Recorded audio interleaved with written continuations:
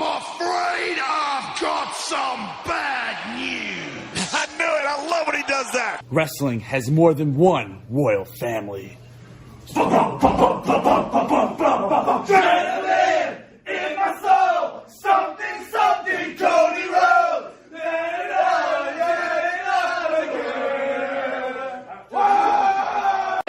I'm the tribal chief around here. Yeah, you see me, the tribal chief. That's right. Time. But let me go ahead and tell you. Shut your bitch ass up.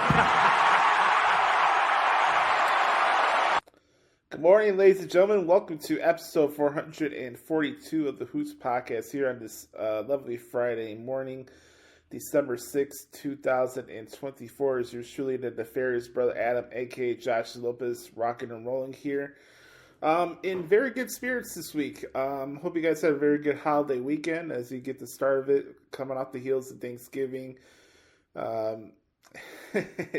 Chicago Bears fired a new coach. It's like clockwork. Every 3 years, we got a new coach every single year. And holidays can be stressful. It can be depressing. It can be a lot of multiple things. But regardless of whatever you're going through at this current juncture, I just want to let you guys know, for anybody that's listening or watching this podcast right now, I just want to let you know that it's going to be all right and you're going to be okay. We're all going through our own personal journeys and, triumphs and struggles and stuff like that. But I think it's very important right now to just remind yourself that you're going to be all right and that you're strong and you don't give yourself enough credit for what you can adapt to. And this is the message that I've been carrying with myself for the last couple of weeks, because these past couple of months in general have not been easy for me from a mental health standpoint. We've always had very frank conversations here on the Hoots Podcast, especially for our first-time listeners. I just want to let you guys know that we talk a little bit about everything here. It's not just a standard professional wrestling podcast. We get into a lot of personal stuff on this show. We really do.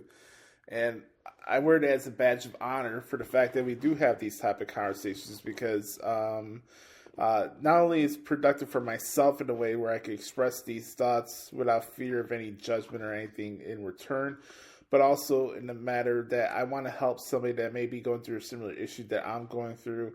Or, I want this podcast to be productive, and I want somebody to take something positive away. Hell, you can listen to this week's episode and may disagree with every little wrestling opinion that I have, but as long as you got something positive and thoughtful and you're taking that away from you, then I accomplished my job. And we've been doing this show for 8 years now, and I'm very proud of the fact that this podcast is standalone on the fact that we do have these uncomfortable conversations and we have these real dialogues, because you're not getting that from a lot of different people. A lot of people center their show around hot takes and disingenuous jargon and rhetoric that you get from wrestling Twitter and all these other different podcasts. This show's off the cuff. I really don't give a shit what people think about me at this point. And this is something that I really have been thinking about for the past couple of days. It's something my dad told me yesterday. He's like, I need to stop giving a shit about what people say or think about me. I can't please everybody. I can't always make my moves based on what our people are going to think, and these past couple weeks have not been easy for me, and I'm carrying a lot of pressure, stress. There's just little different changes of my routine, and I have a lot of big decisions to make very soon, and it's been a lot. It's been a lot. There's also some personal stuff going on in my life that I'm not really going to express on here, but it's been very challenging and it's been very testing for me. And I had to remind myself that I had to stay the course. And what he said yesterday really was profound on me, that at the end of the day, it shouldn't matter what anybody says. I'm living my life and I got to do this for me. And I can't make decisions that are ever always going to make everybody happy, because that's not going to be the case. Sometimes people will look down on you because you're doing something that you want to do for you. And it is what it is. So right now, right now in my heart, I'm just gonna stay the course, and I'm pretty sure, in these next couple of months, I'm gonna make a decision that's gonna piss a lot of people off. But I gotta start living my life. I can't do this pattern and this routine that I'm here in Chicago. I can't do it anymore. I can't. One way or another, I'm out of here by February. So that's where it's at. So I'm gonna figure this out, and just take a deep breath and take this stuff one day at a time. But I'm very happy with what we've been able to accomplish with the show this year. This week was big week for content creation. They said that, these Spotify rap things, sometimes you get to see your year-end return of, who's your top artists, top podcasts, stuff like that. Not only for the people who are just regular, people that follow Spotify, but also content creators like myself. So I got that today. No, not today. I got this the other day. And your boy's pretty humble, man. To say that we've grown our followers by 16% is pretty cool to see. Any type of growth in that manner for how long we've been doing this show has really meant a lot to me. I think it's not even a question. I have the evidence with me. I follow the numbers and stuff that we do each week. We've have at least this calendar year. Now we're about to hit the second week of December. So in 2024, we've gained over 800,000 plays and downloads. That's almost 1 million in 1 year. I'm not on a big network. I'm not on a big platform. I don't have the blue check mark on my page on Twitter at the Hoots Podcast, by the way, if you want to follow me there. I don't have any of that. This is a DIY project, and I'm not talking about Johnny Gargano and Tommaso Ciampa because they're about to be getting and throwing bombs at each other sooner or later. But think about that, guys. Back in, I think it was either January or February, I just hit the 1 million mark on here for Spotify for creators. And here we are now in December, almost reaching 2 million. I can't thank you enough for, I don't know why, I don't know what it is about the show that you guys keep coming back to. I would love to see some more feedback on social media. You guys can reach out to me. You guys can leave reviews on Apple Podcasts and stuff. I would love to expand the reach of the show. But I see the numbers each week, and it's there, and it's genuine, and it's very, very humbling. I would love to hear from you guys. If you ever have an opinion about what I have to say, you can comment down below on our YouTube videos. Make sure you follow us on YouTube. Hit the like button, smash the subscribe button. That way you never miss an episode. You can check out some of our old content. You can check out some of my playlists that I listen to throughout the week when I do my walks. But when you watch the show, comment down below. I'd love to hear from you guys. I'm very, very grateful for what we've been able to accomplish this year. It's been very different. I haven't been doing as much video podcasts as I used to. I kind of cut out StreamYard because I felt it was kind of a waste of money. My schedules have been all over the place this year, where one moment I was working 5 days a week at my grandpa's guitar shop. Now here we are in December, and I'm lucky to have a day a week. And, this life is very interesting, man. It's going to throw you curveballs left to right. And I feel like I don't give myself enough credit for how I'm able to adapt to certain things. And, like I was saying a couple minutes ago, I got to stay the course and keep myself happy. And if whatever I want to do for me upsets anybody, that's their problem. That's not my problem. And I have to remind myself that going forward. I need to start living my life on my own terms. And if people don't want to support that, then, like I said, that's not my problem. That's on them. So, you know, if you want to ask my opinion where my mental health's at, it's like, you know, I'm juggling, you know, being concerned about my grandfather, both my grandfathers. They're both dealing with a lot of health problems recently. You know, part of me still missing a little bit of time with my sister who still lives in California. I've been reconnecting with her through the phone for these past 4 or 5 months, and I miss her. It's just different, you know, talking to somebody for long periods of time, but not being with them in person. It's different. Like I really miss my sister. I really do, and I know in a way that I'll be seeing her very soon. So hopefully that could happen. But besides that, like for me personally, how I feel about myself, like, look, I struggle with self-doubt. Anybody that knows me personally, anybody that knows my journey here on this podcast, if you don't know, my main plight in my life is self-doubt. A lot of people always wonder why I get quiet at times, or why am I shy, or why I do this, or why I do that, or any assumptions anybody ever wants to make about me. And this comes to brass tacks of this. I struggle with self-doubt. A lot of times when I wake up in the morning, I don't like what I see. I'm my own worst enemy. There's nothing that anybody on this planet can tell me negatively or try to frame it in constructive criticism way that I haven't already said to myself. And self-doubt is real. And there's different forms of depression and mental health. And if you're one of these people that thumb your nose at that, then again, that's not my problem. That's a you problem because you're ignorant to the situation. I deal with self-doubt. I'm not proud of it. It's not something that I wear as a badge of honor. I'm embarrassed by it. I think it's part of the reason why I haven't been as active in the dating world for a long time.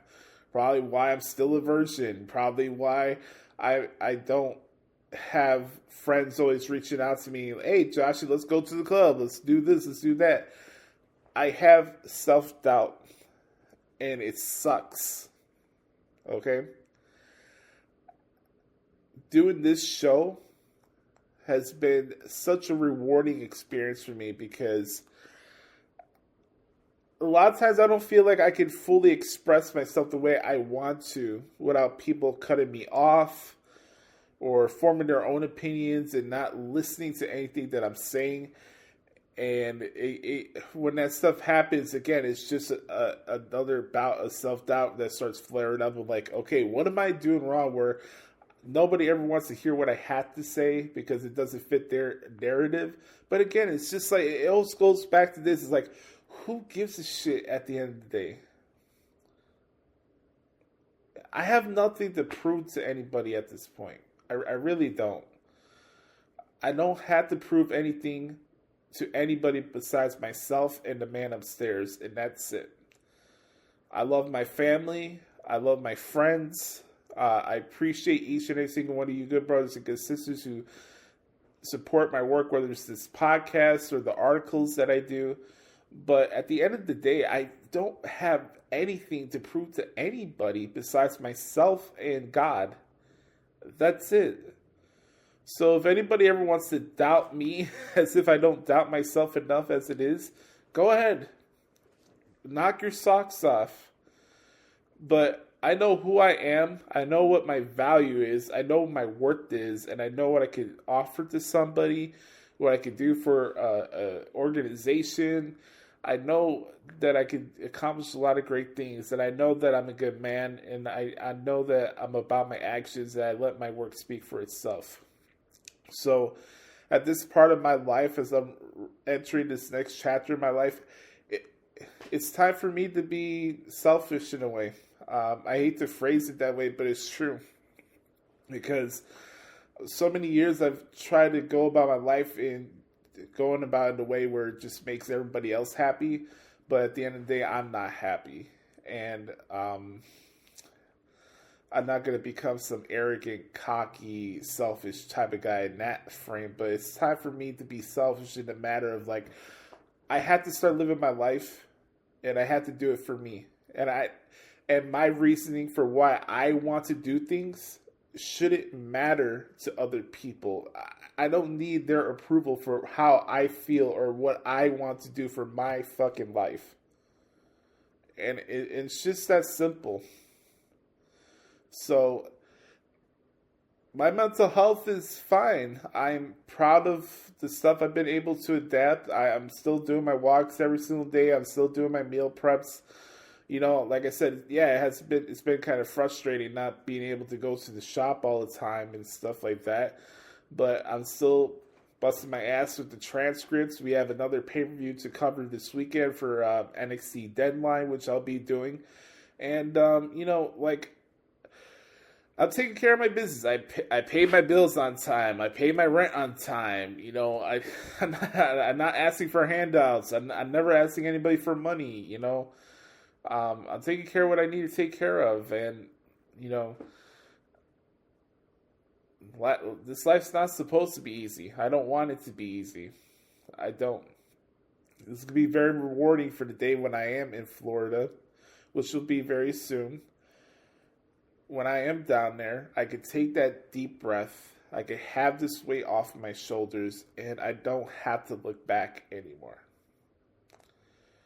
I just want to relax. I want to relax my mind.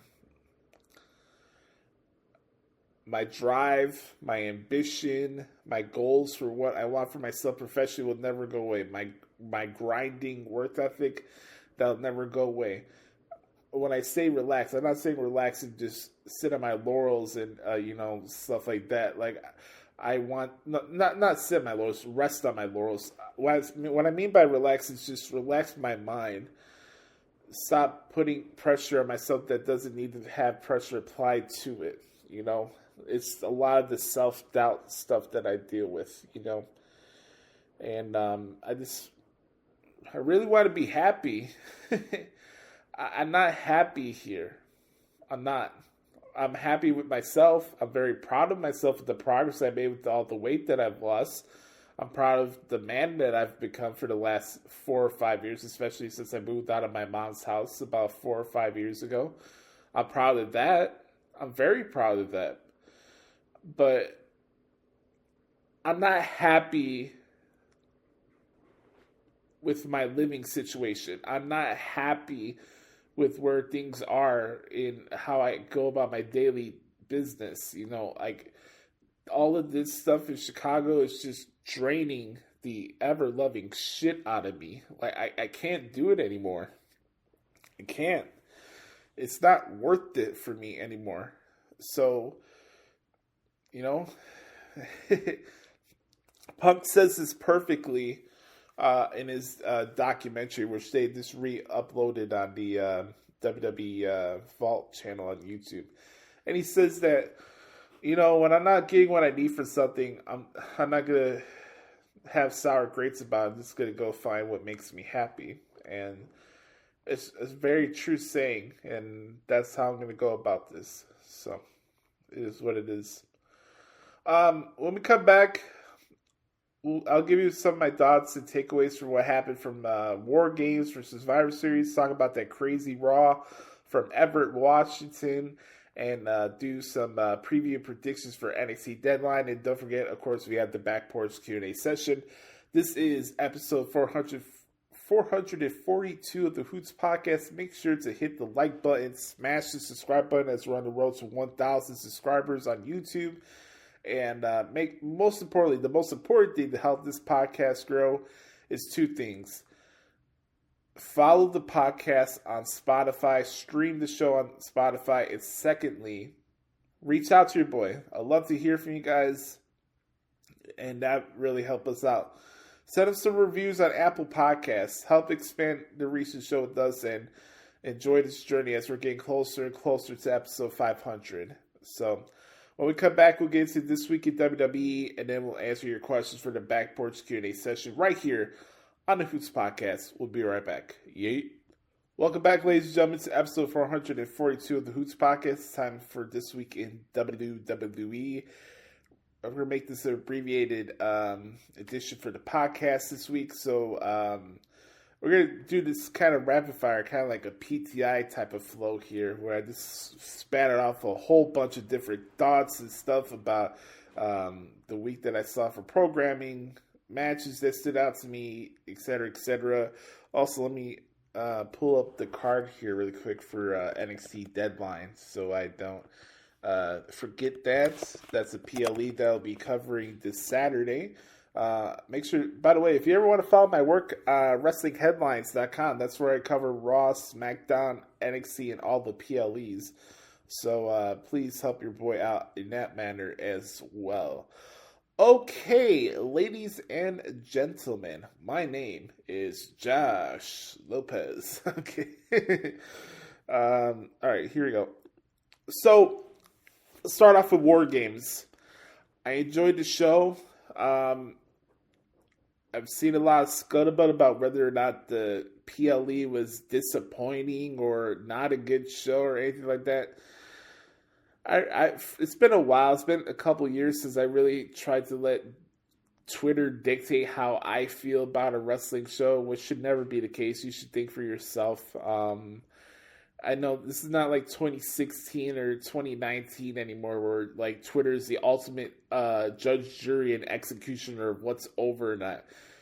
I have a different experience covering these shows. I have a different outlook on it than other people. This is work for me. I don't always look at it as a fan, but if I was watching the show and I did not have an article to do and I was not doing this for money, the fan Joshie would still have enjoyed this show. I like the matches. I think all the scuttlebutt and stuff towards Nia Jax is getting a little overboard and extreme, to be honest with you, and a little bit disrespectful. Yes, her chair shots look like shit. I'm not going to put a blind eye to it. Like, yeah, we can call a spade when stuff does not look good. But to the nature and the extent of criticism that I was seeing for the women's WarGames match, I thought it was a little bit overblown and not really pertaining to what the actual match actually was. You can say things were thrown together, but, you know, I think the only thing I feel like maybe that would have took this match to another level is if we found out another loophole as to who attacked Jade Cargill. I was saying that maybe in a way that Team Morgan was going to win because I feel like Bianca Belair would turn her back on the team and she was the one that attacked Jade Cargill. I still believe it's Bianca Belair that attacked Jade Cargill. I still believe that. So,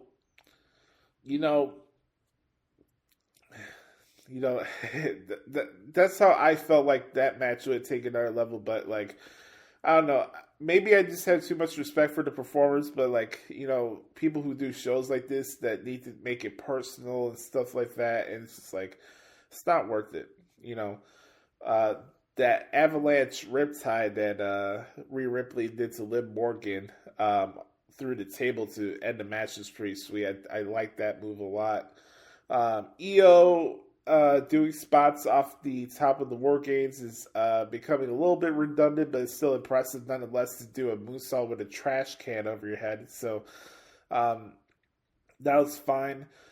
Tiffany Stratton, such a great natural athlete. Like, she's just a rock star. I'm a big fan of hers, and she's going to be a great performer for many, many years. For however long she wants to do this. So WWE right now has a brags of riches of talented, very talented and young and athletic females, not only just on Raw and SmackDown, but NXT especially. Now the fact that we have a women's United States Championship and an Intercontinental Championship into the fold, like, you're going to get some good barn burners on these shows. And, this is an opportunity for the women to be like, all right, let's put some barn burners and put some pressure on the guys' divisions and stuff. And like, hey, let's show Triple H and Bruce Pritchard and everybody in the back that has say so what goes on TV. Like, hey, guess what? We deserve as much time on these shows and PLAs as just as much as the guys do. Like, I think it's pretty cool that at Saturday night's main event, with it being a special on NBC, a live primetime special on NBC, you're going to have 2 women's matches on there. I think that's great. You're having the finals of the Women's United States Championship Tournament, and you got Liv Morgan against Io Sky for the Women's World Championship. I think that's awesome. I really do. I think that's pretty dope. So I think the future's looking bright for the women's division. Obviously, you probably think with WrestleMania around the corner, we'll get the returns of both Charlotte Flair and Becky Lynch. And I think we're in for some doozies. It should be very interesting. I think the women's division in WWE is in a good state right now. And very curious to see what happens. And look, it's still 2024. Who's to say that maybe Tiffany Stratton will cash in her briefcase before the new year starts? You don't know. It could happen tonight. I don't know what's going on with Nia Jax for SmackDown tonight, but you never know. We'll have to see what happens. SmackDown is in Minneapolis, by the way. Shout out to my guy Andrew Bay Dallas. SmackDown's in his neck of the woods in Minneapolis. Big weekend of wrestling in Minnesota, as NXT Deadline will be taking place at the Armory, so that should be pretty cool. Other takeaways really quick for WarGames. I thought it was the right call with Shinsuke beating LA Knight for the United States Championship. No, I don't think LA Knight is buried, even though he did have boo-boo face. I thought it was the right call for Nakamura to win. A little reset here for LA Knight. I think it's necessary. What else? What I wanted to mention really quick. The triple threat with Gunther, not bad. The triple threat with Braun Breaker, Sheamus, and Ludwig Kaiser was fantastic. I had no doubt that was going to be a barn burner. That was one of my favorite matches to transcribe from the show. I think it might be my second favorite from this PLE. Gunther and Priest, another fantastic match. We could nominate Finn Balor as a nominee for the 2024 Silky Johnson Player Hater of the Year Awards. Yeah, Finn Balor is going to get got. Finn Balor now is going to fight Gunther at Saturday night's main event for the World Heavyweight Championship. Yeah, he's getting got. Priest will cost the Judgment Day the tag titles this Monday. That's happening.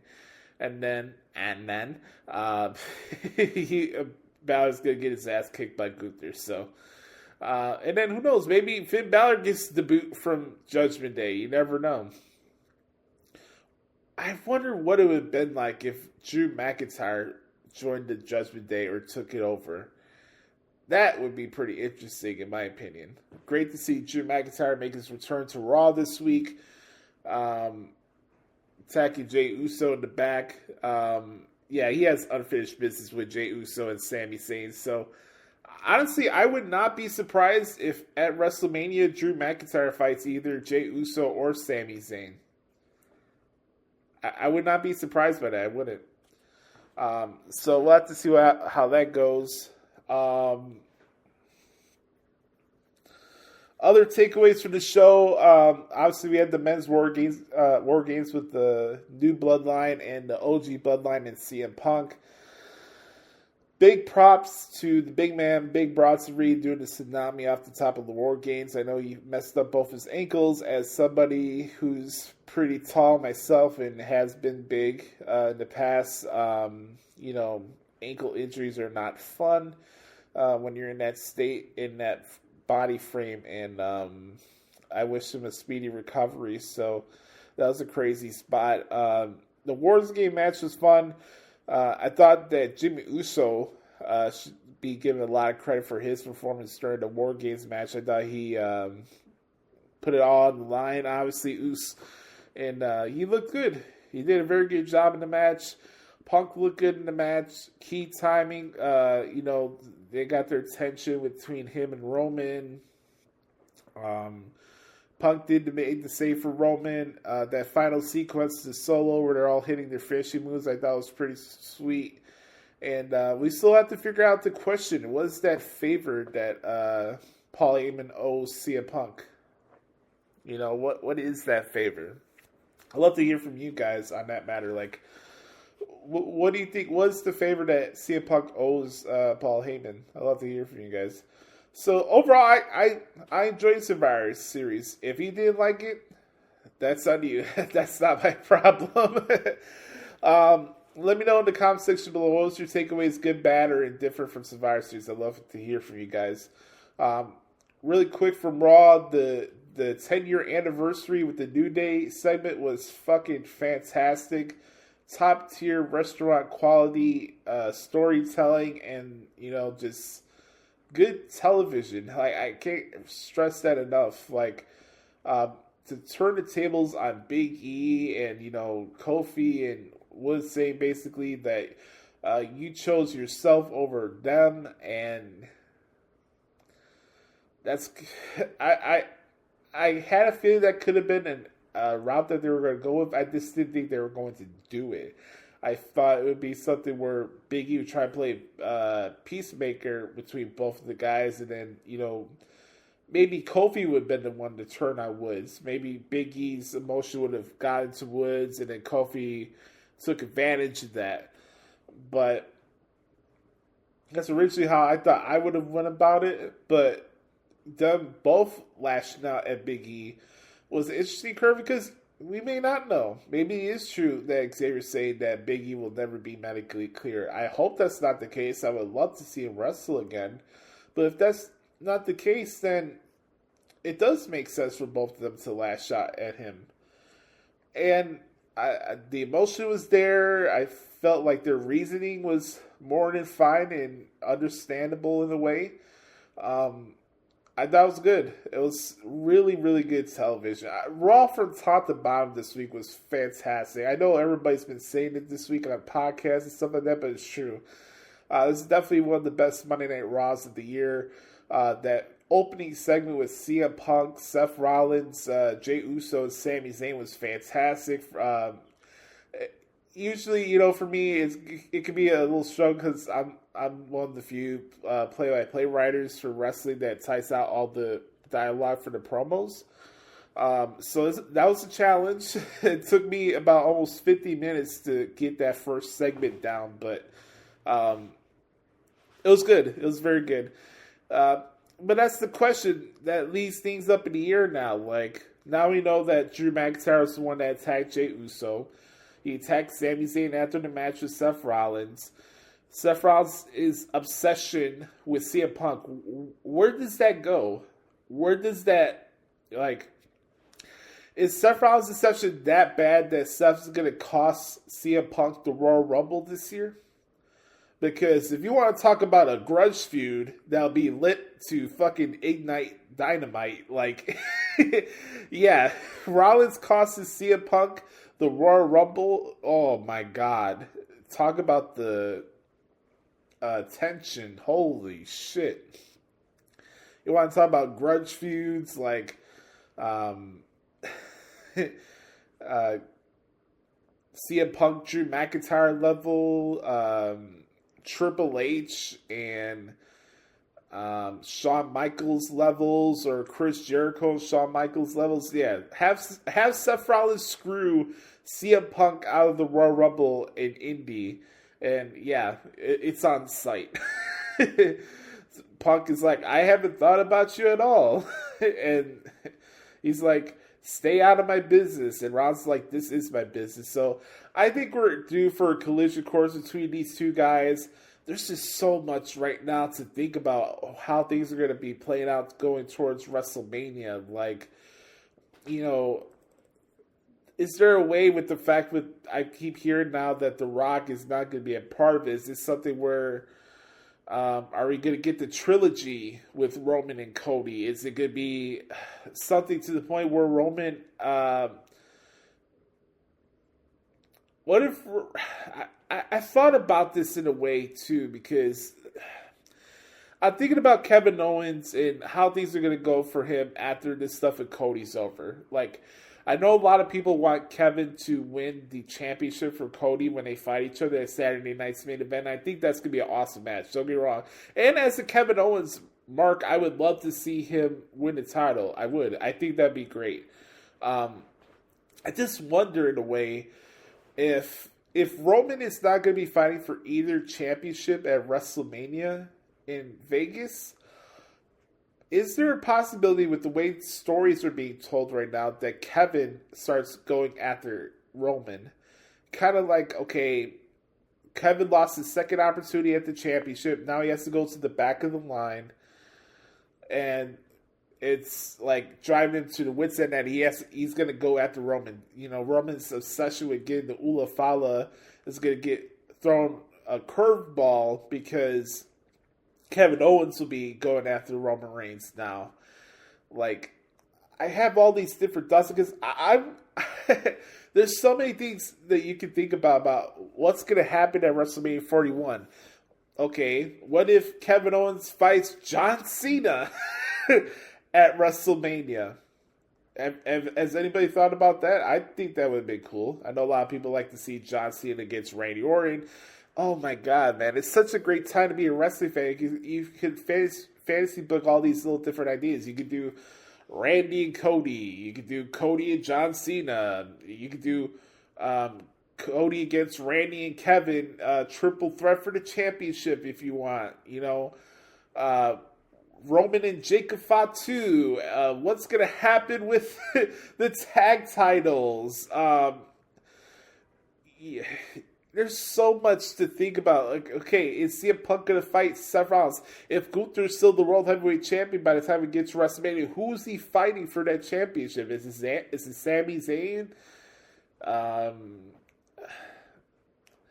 There's so many different ideas, and this is really such a great time to be a wrestling fan. We got the Netflix release show coming up on January 6th in Los Angeles. My bad, Inglewood, California, my bad. The Intuit Dome, is that where the Clippers play? Yeah. There's just so many ideas to think about as we're getting closer to WrestleMania. I don't know who's main eventing both nights. Like, I don't know the card off the top of my head. I could make suggestions and stuff like that, but this is so up in the air right now that we have no idea. We really do not. I'm very curious to see what's going to happen with SmackDown tonight because I think they would want to respond to the show that we saw from Raw this week. I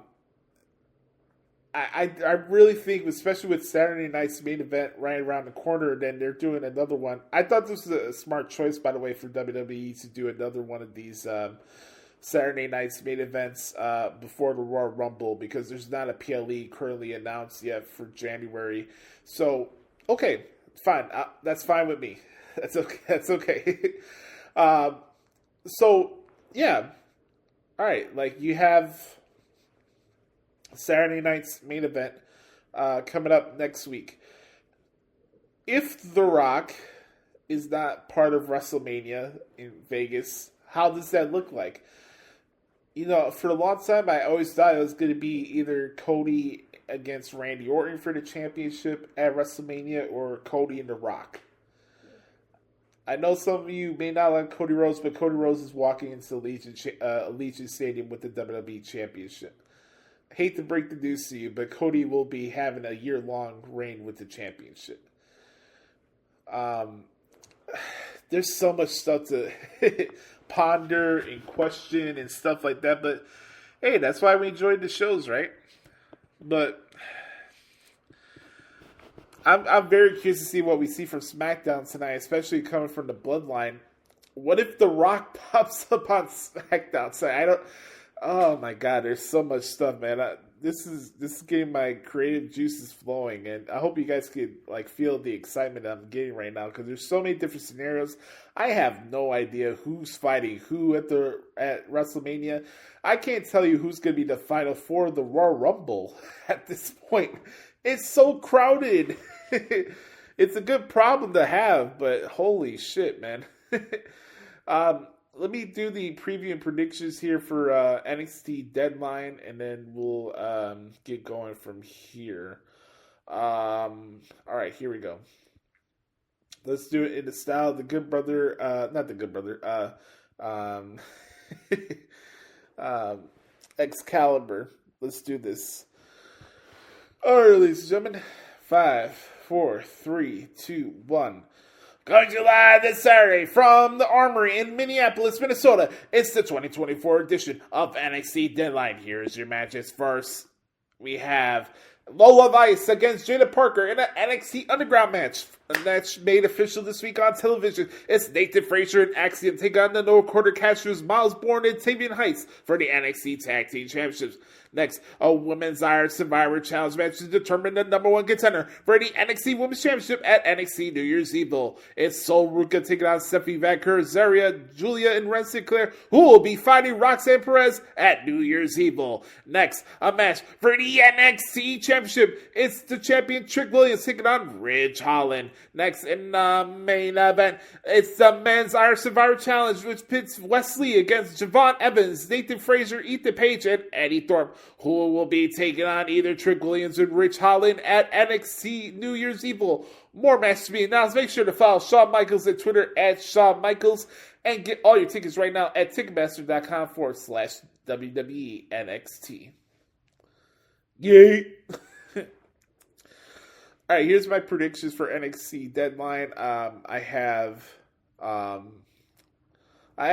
Lola Vice beating Jada Parker in NXT Underground. I think she gets her lick back, as the kids say these days. She will beat Jada Parker in NXT Underground. By the way, shout out to Miss Parker. Her waterfall recently is on another level right now. Holy moly. I don't know about you guys, but I think the No Quarter Catch crew is going to beat Nathan Frazier and Axiom. I think that that team is going to break up soon, and they're going to get into another rivalry, and I'm here for it. So I got No Quarter Catch crew becoming your new tag team champions. I have Stephanie Vancouver winning the Iron Survivor Challenge for the women's. It's going to be close, but I think Stephanie Vancouver will sneak it out. For the men's, I have Wesley winning.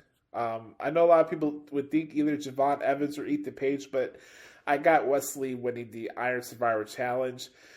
He's so nimble and fast on his feet that he's going to try to sneak off a lot of cheap roll-up finishes and stuff like that. And these Iron Survivor Challenges are very unique matches to transcribe. I'm not going to lie. It's very, very different.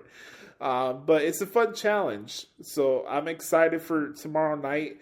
It'll be a fun PLE to transcribe, and I'm looking forward to it. So, and then for Trick Williams and Rich Holland, this is going to be a very physical match, but I do think that Trick Williams wins.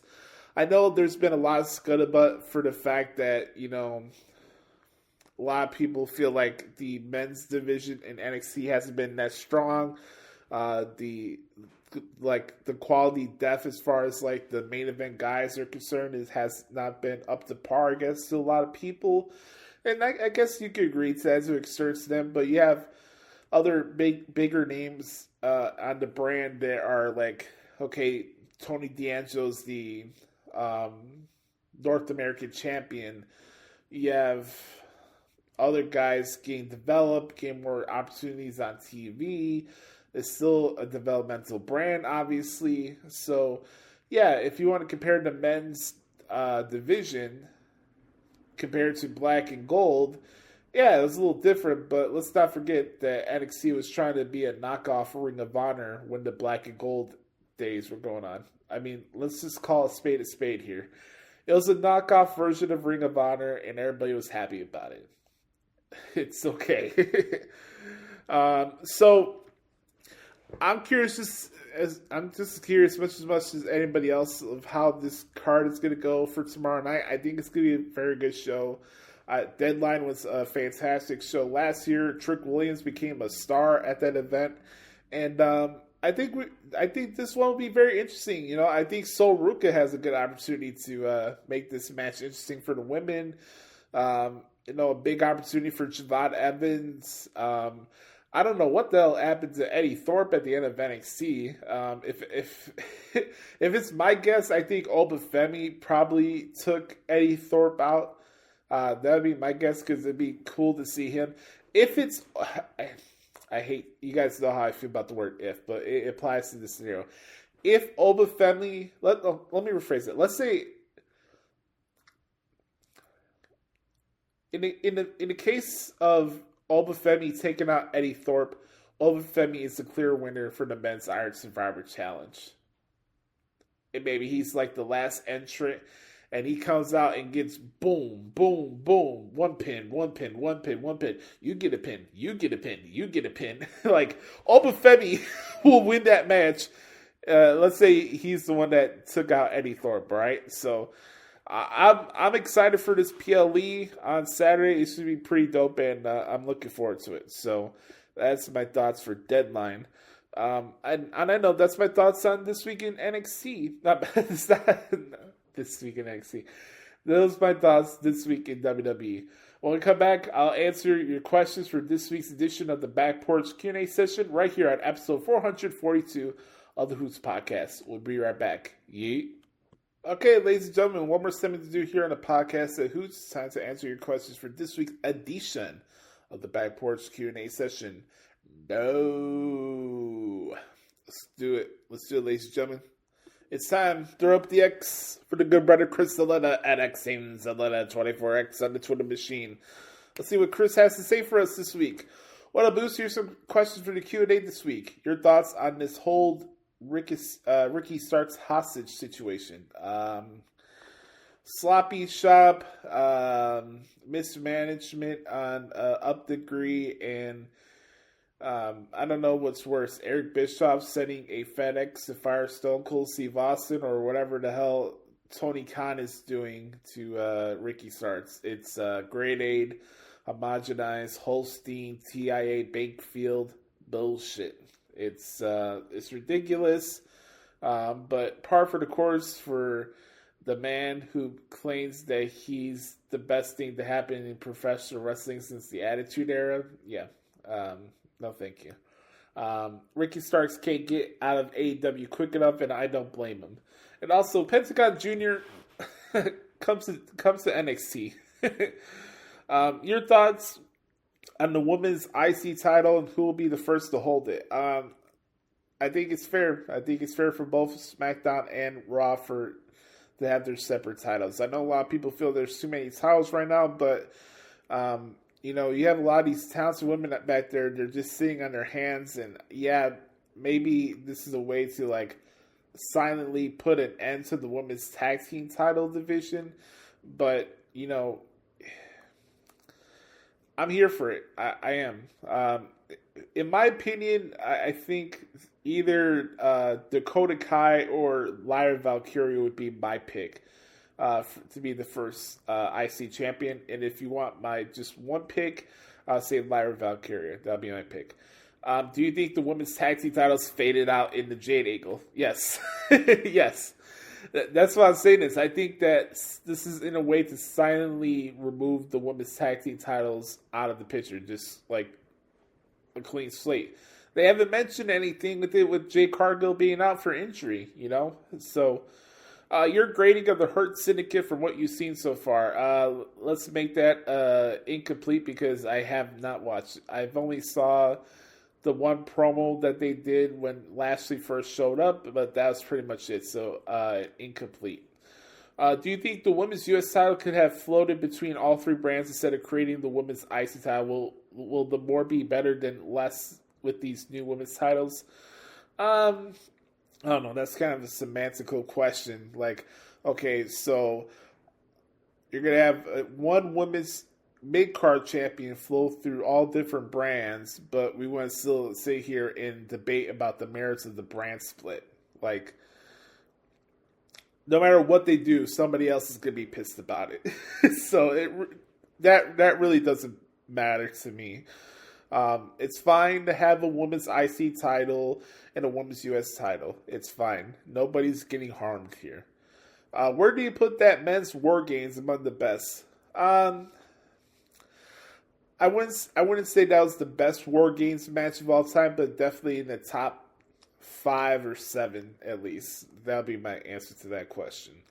Thoughts on the Saturday night's main event card so far?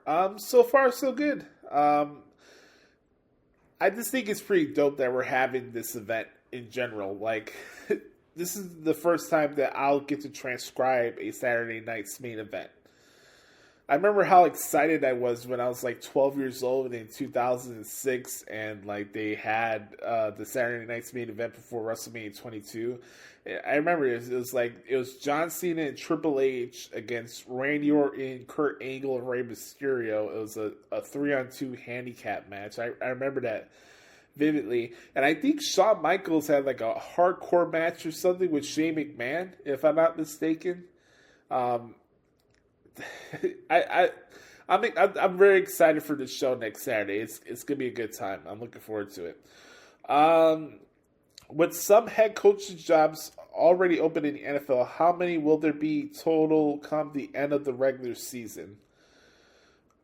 Good question. I'm gonna say either 5 or 6. That'd be my guess. There's 3 right now. I'd probably say maybe 5 or 6.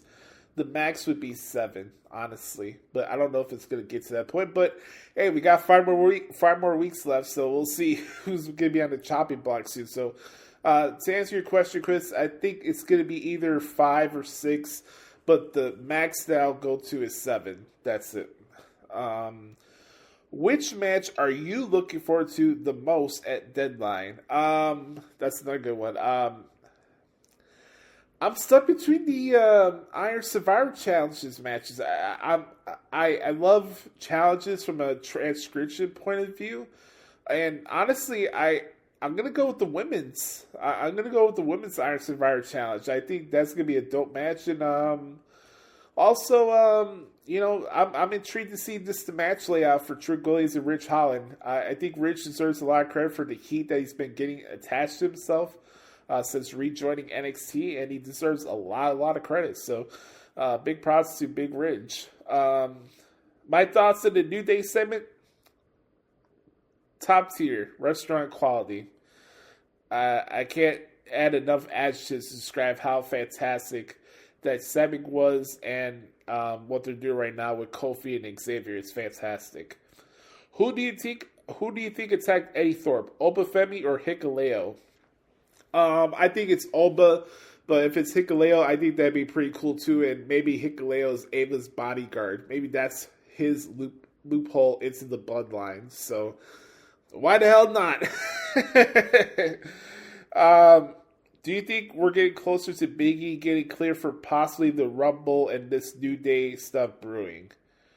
I hope so. I really do. But if it doesn't happen, it's not meant to be, But I would love to. It'd be awesome. Maybe it's something where Kofi and Xavier are just so obnoxious for the next couple months, and then something happens where they get a shot for the tag titles and it doesn't work, and then they turn on each other, and then Big E comes back, and then we have this big New Day triple threat match at WrestleMania. Which would be pretty cool. So you have all 3 guys fighting each other at WrestleMania, and then, maybe they reunite after the match. It's such a draining emotional experience that they all have a big hug after the match is over. Just something off the top of my head. But who knows? Maybe one of these days, Josh, you can be part of creative. We'll see. On that note, we're going to put a rib on the bow in this week's edition of the Hoots Podcast. A fun episode this week. Hope you guys enjoy NXT Deadline this Saturday. Please comment down below your predictions for NXT Deadline. And we'll be here to recap it next week. And keep this train on the road. We're on the road to 500 episodes. Think about that. Now we got 48 more of these to do. No, my bad. That's wrong. Yeah, wait a minute. No, we have 58 more of these to go. I'm sorry. I had my math wrong there for a moment. It's been a long week. I'm sorry. We have 58 more episodes to go. So I appreciate the support, everybody. Let's continue to hit that like button and smash the subscribe button on YouTube. That way we get to 1,000 subscribers on YouTube. And most importantly, the best way to support this podcast is following it and streaming it on Spotify. It helps us out. It helps expand the reach of the show, and hopefully you can get opportunities to become a partner with Spotify again. So help your boy out. Stream the podcast. Follow the podcast on Spotify, and it would really help me out. But on that note, we're going to put a rib on the bow for this week's episode. I'm Joshie. You can follow me on Twitter at the Hoots Podcast, Instagram at Joshie Lopez Music. Make sure you check out my transcripts at WrestlingHeadlines.com, as I will be covering not only SmackDown tonight, but also NXT Deadlines tomorrow night for WrestlingHeadlines.com. And remember, folks, be the authentic product that is yourself. And remember, nobody dictates the pace of your life but yourself and the man upstairs. I love you all. Have a great weekend. And we'll talk to you all next week right here on the Hoots Podcast. Yeet. Bye-bye, bitch.